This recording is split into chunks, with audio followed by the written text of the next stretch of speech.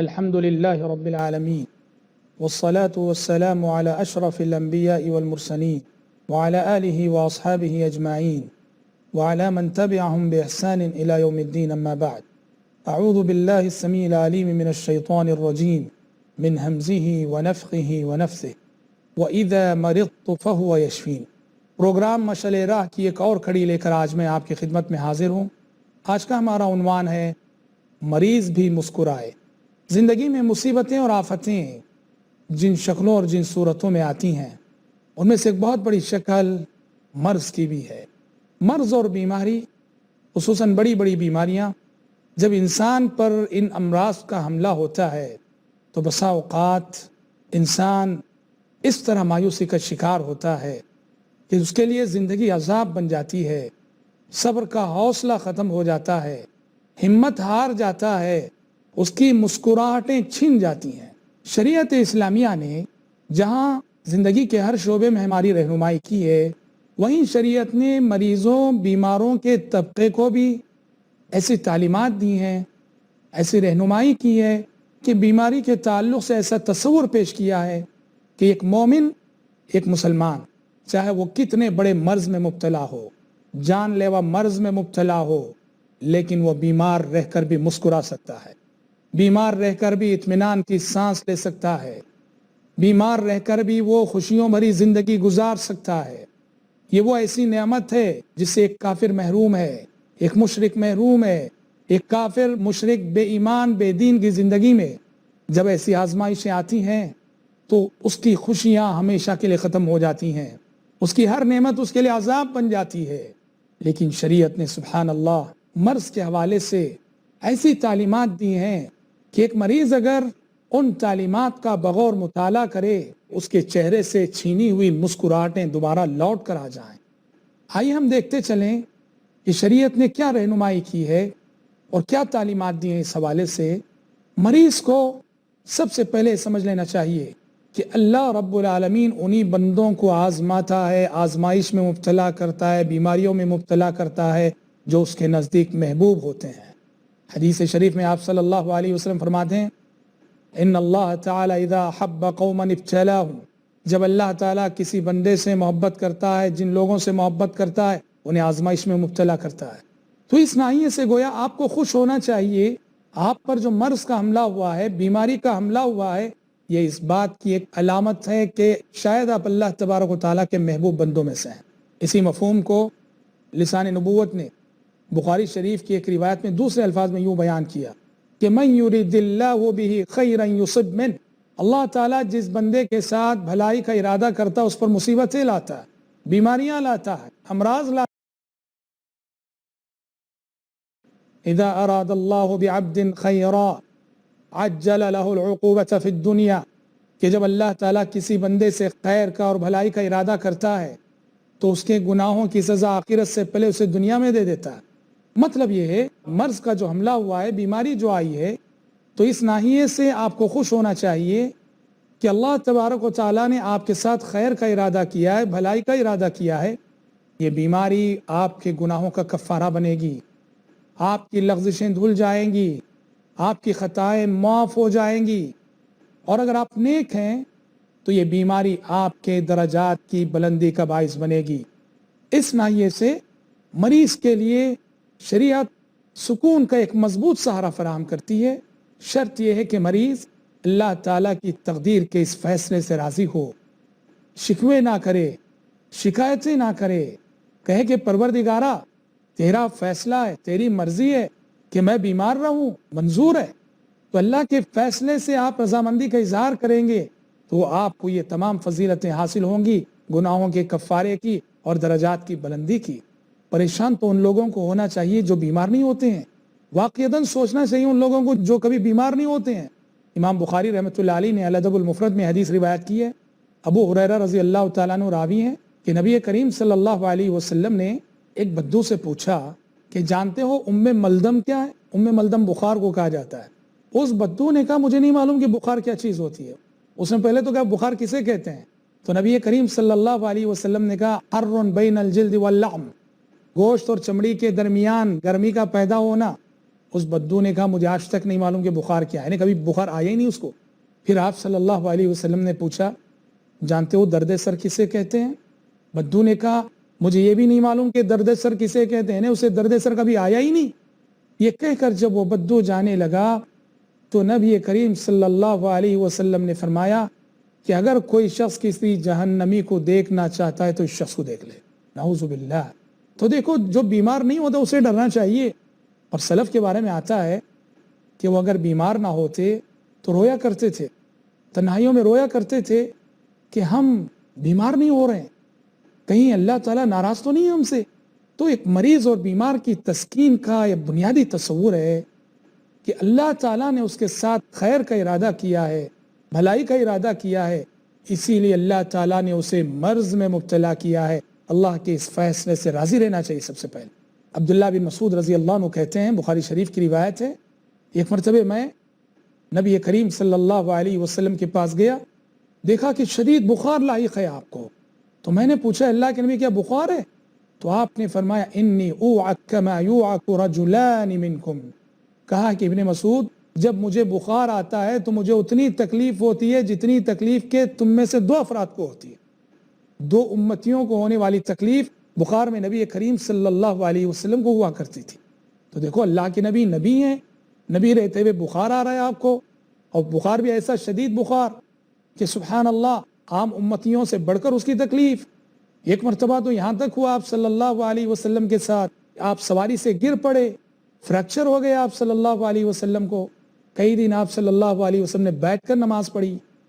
لہٰذا جو نیک لوگ ہوتے ہیں، صالح لوگ ہوتے ہیں، متقی لوگ ہوتے ہیں، یا جن کے ساتھ اللہ تعالیٰ خیر اور بھلائی کا ارادہ کرتا ہے، اللہ تعالیٰ انہیں امراض میں مبتلا کرتا ہے۔ اور مریض کو، بیمار کو اس ناحیے سے بھی اطمینان کی سانس لینا چاہیے، خوش ہونا چاہیے کہ یہ بیماری اس کے گناہوں کا کفارہ بنے گی، اس کے گناہ دھل جائیں گے، یہ بیماری اسے گناہوں سے پاک کرے گی۔ ایک صحابیہ ام السائب ان کا نام تھا، بخار میں مبتلا تھیں، کانپ رہی تھیں، آپ صلی اللہ علیہ وسلم ان کے پاس گئے، جا کے کہا کیا بات ہے؟ تو ام سائب رضی اللہ عنہا نے کہا الحمى لا بارک اللہ فیہا، کہا کہ یہ بخار آ گیا ہے، اور انہوں نے کہا کہ اللہ اس میں برکت نہ دے، لا بارک اللہ فیہا۔ تو نبی کریم صلی اللہ علیہ وسلم نے کہا لا تسب الحمى، بخار کو گالی مت دو، بخار کو گالی مت دو۔ کہا کیوں؟ کہا کہ اس لیے کہ یہی بخار ہے جو مومن کو گناہوں سے ویسے ہی پاک کرتا ہے جس طرح کے لوہا بھٹی میں تپنے کے بعد پاک ہوتا ہے، صاف ہوتا ہے۔ تو معلوم ہوا مرض کو کبھی گالی نہیں دینا چاہیے، بیماری کو کبھی برا بھلا نہیں کہنا چاہیے، اس لیے کہ یہ چیز ٹھیک ہے، مصیبت ضرور ہے، تکلیف ہو رہی ہے، لیکن یہ آپ کے گناہوں کی بخشش کا ذریعہ بن رہی۔ اور ایک دوسری حدیث میں نبی کریم صلی اللہ علیہ وسلم نے فرمایا کہ بندہ جب بیمار ہوتا ہے تو اس کے گناہ ویسے ہی معاف ہوتے ہیں جس طرح کے موسم خزاں میں درخت کے پتے جھڑتے ہیں، ہوا کے ہلکے سے جھونکے پر بھی درخت کے پتے گرنے لگتے ہیں۔ پیارے نبی صلی اللہ علیہ وسلم نے فرمایا کہ بیماری کی وجہ سے، مرض کی وجہ سے ویسے ہی انسان کے گناہ بھی معاف ہوتے ہیں۔ احادیث میں آپ صلی اللہ علیہ وسلم نے یہاں تک فرمایا کہ ایک مومن کو اگر اس زندگی میں چونٹی بھی کاٹتی ہے تو چونٹی کی کاٹ کی تکلیف سے بھی اس کے گناہ معاف ہوتے ہیں۔ ایک مومن کے پیر میں کانٹا چبھتا ہے تو کانٹا چبھنے کی تکلیف پہ بھی اس کے گناہ معاف ہوتے ہیں۔ ایک مومن کو کوئی غم لاحق ہوتا ہے، اس غم کی وجہ سے بھی اس کے گناہ معاف ہوتے ہیں۔ ایک مومن کو ٹینشن لاحق ہوتا ہے، ٹینشن کی وجہ سے اس کے گناہ معاف ہوتے ہیں۔ مومن پر مایوسی چھاتی ہے، مایوسی کی وجہ سے اس کے گناہ معاف ہوتے ہیں۔ یعنی مطلب یہ ہے کہ ایک مومن کو غمزدہ اور رنجیدہ کرنے والی جو بھی بات زندگی میں لاحق ہوتی ہے اس کے گناہوں کا کفارہ بنتی ہے۔ جب چونٹی کی کاٹ کی تکلیف، کانٹے کے چبھنے کی تکلیف، اس سے ہمارے گناہ معاف ہوں تو ذرا سوچو یہ بڑے بڑے امراض، کینسر کا مریض ہے، کینسر کا مریض کتنی تکلیف اٹھاتا ہے، کتنا درد ہوتا ہے، کتنا وہ تڑپتا ہے، دیکھنے والے تڑپ جاتے ہیں، اس کی حالت پہ دیکھنے والوں کو رحم آ جاتا ہے۔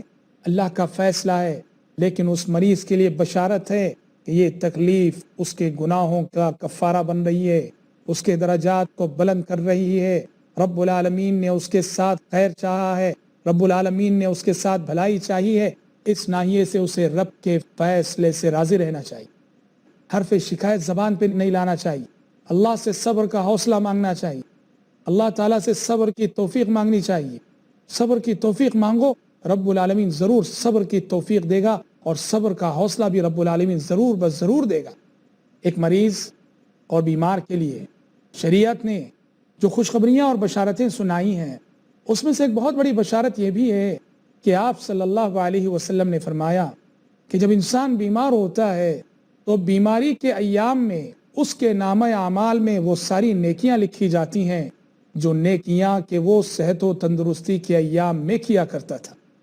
ایک چھوٹا سا بریک ہم یہاں لیتے ہیں، آپ جڑے رہے ہمارے ساتھ، بہت جلد ہم لوٹیں گے۔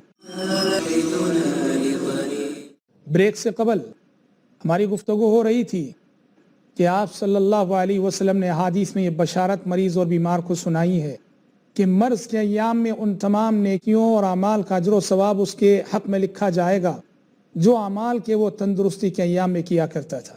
ایک شخص ہے، تندرستی کے ایام میں تہجد کا پابند تھا، تندرستی کے ایام میں اشراق کی نماز کا پابند تھا، اب بیمار ہو گیا ہے، بیماری کی وجہ سے تہجد نہیں پڑھی جا رہی ہے، بیماری کی وجہ سے اشراق نہیں پڑھی جا رہی ہے، لیکن اس کے باوجود اس کے نامہ اعمال میں تہجد کا اجر و ثواب لکھا جا رہا ہے، اشراق کی نماز کا اجر و ثواب لکھا جا رہا ہے۔ ایک مریض ہے، بیمار ہونے سے قبل روزینہ تلاوت قرآن مجید کا پابند تھا، اب بیمار ہو چکا ہے تو قرآن مجید کی تلاوت اس سے نہیں ہو پا رہی ہے، اتنا خوش نصیب ہے تلاوت نہ کرنے کے باوجود اس کے نامہ اعمال میں قرآن مجید کی تلاوت کا اجر و ثواب لکھا جا رہا ہے۔ ایک مریض ہے جو بیمار ہونے سے پہلے صبح و شام کے اذکار کا پابند تھا، مخصوص اوراد اور اذکار پابندی سے پڑھا کرتا تھا، اب بیمار ہو گیا ہے کہ ان اذکار کی پابندی اس سے نہیں ہو رہی ہے، لیکن کتنا خوش نصیب ہے کہ اذکار نہ پڑھنے کے باوجود اس کے نامہ اعمال میں اذکار کا اجر و ثواب لکھا جا رہا ہے۔ کتنی بڑی بشارتیں ہیں، خوش ہونا چاہیے اس ناحیے سے مریض کو، اور مرض کی حالت میں کم از کم فرائض کی پابندی تو کسی طرح کر لے، نوافل کی پابندی ہو نہ ہو، وہ صرف فرائض کی پابندی اگر کر لیتا ہے تو باقی اعمال جو وہ کیا کرتا تھا اس کا اجر و ثواب خود بخود لکھ دیا جائے گا۔ شریعت نے اسی لیے آسانیاں بھی فراہم کی، کہا کھڑے ہو کر نہیں پڑھ سکتے ہو نماز، بیٹھ کے پڑھو، بیٹھ کے نہیں پڑھ سکتے ہو نماز، لیٹ کر پڑھو، اشاروں سے پڑھو، بڑی سہولتیں شریعت نے عطا کی ہیں۔ 5 ٹائم نماز پڑھنا مشکل ہے، 5 الگ الگ اوقات میں، مریض کو آپ صلی اللہ علیہ وسلم نے اجازت دی ہے جمع بین الصلاتین کر لے، ظہر اور عصر ملا کر یا تو ظہر کے وقت میں پڑھ لے یا عصر کے وقت میں پڑھ لے، مغرب اور عشاء کی نماز دونوں ملا کر یا تو مغرب کے وقت میں پڑھ لے یا عشاء کے وقت میں پڑھ لے، فرائض کو تو چھوڑنا نہیں ہے۔ باقی جو نفل عبادتیں ہیں ان کا ثواب خود بخود مریض کے حق میں عند اللہ لکھا جائے گا۔ اور سبحان اللہ، حافظ ضیاء الدین المقدسی رحمۃ اللہ علیہ نے اپنی حدیث کی کتاب المختارہ میں ایک عظیم حدیث ذکر کی ہے کہ کل قیامت کے روز بیمار لوگ کتنا اجر و ثواب پائیں گے، جو بیمار رہے دنیا میں کتنا نوازے جائیں گے۔ پیارے نبی صلی اللہ علیہ وسلم نے فرمایا لَيَوَدَّنَّ أَهْلُ الْعَافِيَةِ يَوْمَ الْقِيَامَةِ لَوْ أَنَّ جُلُودَهُمْ قُرِضَتْ بِالْمَقَارِيرِ مِمَّا يَرَوْنَ مِنْ ثَوَابِ أَهْلِ الْبَلَاءِ۔ کل قیامت کے روز جب بیمار اور مریض انسانوں کے درمیان ان کا اجر و ثواب تقسیم ہو رہا ہوگا، اللہ تعالیٰ کی رحمت کی بارش ان پر ہو رہی ہوگی، اللہ تعالیٰ کی جانب سے یہ بیمار نوازے جا رہے ہوں گے، اللہ تعالیٰ انہیں بلند درجات عطا کر رہا ہوگا کہ تم نے بڑے امراض برداشت کیے ہیں، مرض کی تکلیف برداشت کی ہے، آج میں تمہیں نواز رہا ہوں۔ اس وقت حشر کے میدان میں وہ لوگ جو دنیا میں بیمار نہیں ہوتے تھے، صحت مند رہے، تندرست رہے، عافیت سے رہے، وہ ان مریضوں کے اجر و ثواب کو دیکھ کر تمنا کریں گے اور اپنے دل میں کہیں گے کہ کاش کہ دنیا میں ہم پہ بھی اتنی تکلیفیں گزرتیں، ہم پہ بھی ایسی بیماریاں آتیں اور ہمیں ایسی تکلیف ہوتی کہ قینچی سے اگر بدن کے ٹکڑے ٹکڑے کر دیے جائیں تو جو تکلیف ہوتی ہے، کاش کہ دنیا میں ہم پہ یہ تکلیف گزرتی کہ آج ہمیں بھی وہ اجر و ثواب ملتا جو اجر و ثواب کے ان مریضوں اور بیماروں کو مل رہا ہے۔ امت کے مریضوں اور امت کے بیماروں، کتنی بڑی تسلی کی بات نبی کریم صلی اللہ علیہ وسلم نے کہی ہے، کتنے عظیم اجر و ثواب کی بشارت نبی کریم صلی اللہ علیہ وسلم نے سنائی ہے، تو لہٰذا آپ کو مایوسی کا شکار ہرگز نہیں ہونا چاہیے۔ مرض ایک ناحیے سے دیکھا جائے نعمت ہے۔ شیخ الاسلام ابن تیمیہ رحمۃ اللہ علیہ نے ایک جگہ لکھا ہے المصائب نعم مصیبتیں بھی نعمتیں ہوتی ہیں، مرض بھی نعمت ہے، بیماری بھی نعمت ہے۔ کیسے؟ مرض انسان کے اندر عاجزی پیدا کرتا ہے، مرض انسان کے اندر انکساری پیدا کرتا ہے۔ جو انسان بیمار ہونے سے پہلے مغرور تھا، بیمار ہونے کے بعد اس کا سر غرور جھک جاتا ہے، اور مرض کی حالت میں انسان کو اپنی غلطیاں یاد آتی ہیں، لوگوں سے معافی مانگنے لگتا ہے، رب العالمین کی زیادہ سے زیادہ عبادت کرنے لگتا ہے۔ بیمار ہونے سے پہلے جسے مسجد کا ایڈریس بھی نہیں معلوم تھا، مسجد کا پتہ بھی نہیں تھا، بیمار کیا ہوا کہ ماشاءاللہ پوری طرح مسجد کا ہو گیا۔ بتاؤ یہ بیماری نعمت ہے کہ نہیں؟ جس نے بے نمازی کو نمازی بنا دیا، جس نے بے دین کو دیندار بنا دیا، جس نے جھوٹے کو سچا بنا دیا، جس نے خائن کو امین بنا دیا، یہ بیماری تو نعمت ہے اخروی اعتبار سے۔ کتنی دعائیں مریض نہیں کرتا ہے، کتنے اذکار مریض نہیں پڑھتا ہے، جبکہ یہی شخص بیمار ہونے سے پہلے یہ دعائیں نہیں پڑھا کرتا تھا، یہ اذکار نہیں پڑھا کرتا تھا۔ بیماری نے اسے ذکر کرنے والا بنا دیا، بیماری نے اسے دعا کرنے والا بنا دیا، بیماری نے اسے صدقہ کرنے والا بنا دیا۔ کتنی عظیم بشارتیں ہیں یہ سب۔ اس ناحیے سے اگر آپ دیکھتے ہیں، واقعتاً بیماری بھی ایک ایسی نعمت ہے کہ جسے مانگا تو نہیں جائے گا اللہ تعالیٰ سے، مگر جب وہ آ جائے تو اسے خوشی خوشی برداشت کرنا چاہیے۔ اور وہ حدیث بھی میں آپ کو بتاتا چلوں، بڑی مشہور حدیث۔ ایک کالی کلوٹی خاتون، حبشی النسل خاتون، نبی کریم صلی اللہ علیہ وسلم کی خدمت میں حاضر ہوئی، اور اس نے آپ صلی اللہ علیہ وسلم سے عرض کیا، کہا کہ یا رسول اللہ انی امرأۃ اسرع، کہا کہ اللہ کے نبی مجھ پہ مرگی کی بیماری کا حملہ ہوتا ہے اور میں پچھاڑی جاتی ہوں۔ بعض شارحین حدیث نے لکھا ہے کہ جنات کا حملہ ہوتا تھا، جنات کے حملے سے وہ پچھاڑی جاتی تھیں، بے ہوش ہو کے گر پڑتی تھی، یا بعض شارحین حدیث نے لکھا ہے کہ وہ مرگی کی بیماری تھی۔ جو بھی ہو، خاتون نے آ کے کہا دعا کیجئے کہ اللہ تعالیٰ مجھے اس مرض سے شفا دے دے۔ پیارے نبی صلی اللہ علیہ وسلم نے کہا کہ ان شئت دعوت لکی وان شئت صبرت ولک الجنہ، کہا کہ دیکھو میں تمہیں دو باتوں میں اختیار دیتا ہوں، چوائس دیتا ہوں۔ فرسٹ چوائس یہ ہے میں تمہارے حق میں دعا کر دوں گا، شفا مل جائے گی، لیکن سیکنڈ چوائس یہ ہے کہ میں تمہارے حق میں شفا کی دعا نہیں کروں گا، بیماری کی اس تکلیف پہ صبر کرنا، اور اس صبر کے بدلے میں تمہیں جنت کی گارنٹی دیتا ہوں۔ اس خاتون نے فوراً کہا کہ اللہ کے نبی اگر آپ کی زبانی مجھے جنت کی گارنٹی مل رہی ہے تو پھر مجھے اب شفا نہیں چاہیے۔ اللہ اکبر، کہا اب مجھے شفا نہیں چاہیے، میں بیماری کی تکلیف پہ صبر کرنے کے لیے تیار ہوں۔ بس اے اللہ کے نبی اتنی دعا کر دیجئے کہ جب مجھ پہ بیماری کا حملہ ہوتا ہے تو بدن سے کپڑے ہٹ جاتے ہیں، اتنی دعا کر دیجئے کہ یہ کپڑے ہٹنے نہ پائیں۔ قربان جائیے اس جذبہ شرم و حیا پر۔ یہ کیسی خواتین ہیں جو بے ہوشی کے عالم میں بھی اپنے جسم کی نمائش نہیں کرنا چاہتی۔ اور آج کا کلچر کیا ہے؟ تعلیمی شعور رکھنے والی، تہذیب کے نام پر، کلچر کے نام پر، ثقافت کے نام پر آج عورت نعوذ باللہ گلی گلی سڑک سڑک اپنے جسم کی نمائش کرتی ہوئی پھر رہی ہے۔ یہ شرم و حیا کا کیسا معیار؟ غور کرو اس حدیث میں امت کے مریضوں کے لیے، امت کے بیماروں کے لیے کتنی بڑی تسکین کا سامان ہے۔